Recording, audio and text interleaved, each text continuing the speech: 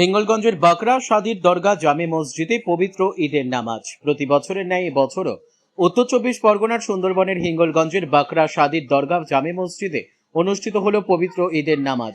এই ধরে 100 বছর অতিক্রম করলো, এমনটা জানিয়েছেন হিঙ্গলগঞ্জের ব্লক সভাপতি শাহিদুল্লাহ গাজী। পার্বণ প্রিয় বাঙালি 12 মাসে 13 পার্বণ, তার মধ্যে অন্যতম হলো ঈদ। মুসলিম সম্প্রদায়ের মানুষজন তারা দীর্ঘ একটি মাস ধরে রোজা থাকেন, তারপরে খুশির ঈদ। এই ঈদ উপলক্ষে মুসলিম সম্প্রদায়ের মানুষের মধ্যে বেশ উন্মাদনা লক্ষ্য করা যায়। এই ঈদের দিনে আত্মীয় স্বজন, বন্ধু বান্ধব তারা সকলে মিলেমিশে একাকার হয়ে যায়। এই খুশির দিনে বাকরা সাদির দরগায় উপস্থিত ছিলেন হিঙ্গলগঞ্জ বিধানসভার এবারের প্রার্থী আনন্দ সরকার। তিনি ঈদের শুভেচ্ছা বার্তা বিনিময় করেন।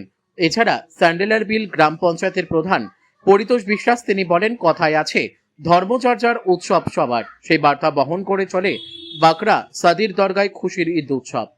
হিঙ্গলগঞ্জ থেকে প্রদীপ সরকারের রিপোর্ট, বিগ নিউজ বাংলা। আজকের এই মাহে রমজান শেষ হওয়ার পরে ঈদ উল ফিতর উপলক্ষে সাদির দরগায় যে নামাজ হলো, সেই নামাজে আমি মাওলানা সাহেবের সঙ্গে সাক্ষাৎ করলাম এবং ঈদের নামাজে যে সমস্ত ভাই বন্ধুরা এসেছিলেন তাদের সঙ্গে আলিঙ্গনের মধ্য দিয়ে ঈদের শুভেচ্ছা জানালাম। খুব ভালো লাগছে।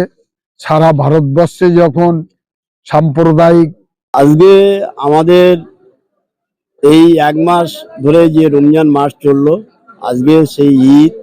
এই ঈদে আমরা স্যান্ডেলবিল গ্রাম পঞ্চায়েত এলাকার আমরা কি হিন্দু কি মুসলিম, আমরা সবাই মিলে এই ঈদের দিনে আমরা আনন্দ করি।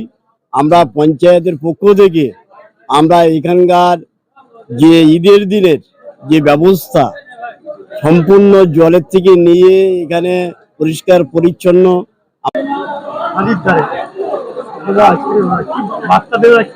দেখুন,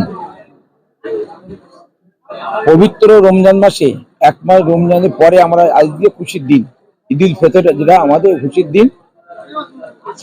সান্ডিল গ্রাম পঞ্চায়েত এলাকায়, হিঙ্গলগঞ্জ ব্লকের সান্ডিল গ্রাম পঞ্চায়েত এলাকায় বাকরা সাদির দরগা দীর্ঘদিনে 100 বছরের ঊর্ধ্বেও এই আমাদের এখানে জামাত হয়। প্রায় 10 থেকে 12 হাজার। এই জামাত বসিরহাটের নিচে এত বড় জামাত করতেও হয় না।